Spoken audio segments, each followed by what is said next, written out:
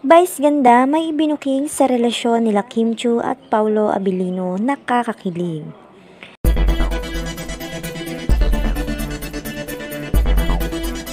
Muling kinakikiligan ngayon ng maraming netizen ang tila pagbubuking ni Vice ganda kay Kim Chiu.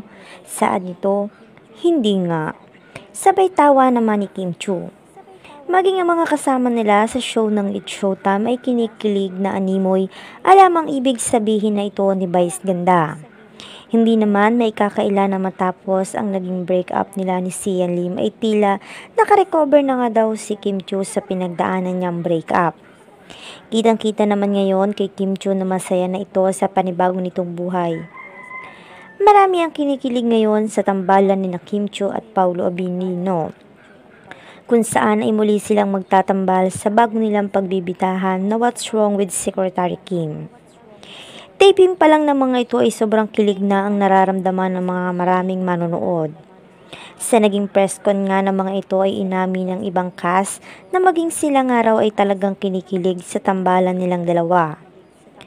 Kitang-kita naman sa mukha ni Kim Chiu na kahit ano pa ang pait nitong pinagdaanan sa natapos niyang breakup, ay magiging open pa rin ito sa bagong pag-ibig. Kaya naman marami talaga ang umaasa na sana'y magkatuluyan na sila ni Kim Chiu at Paulo Abilino. Naan nga sa aming nakalap na source ay may plano na raw na manligaw si Paulo Abilino kay Kim Chiu.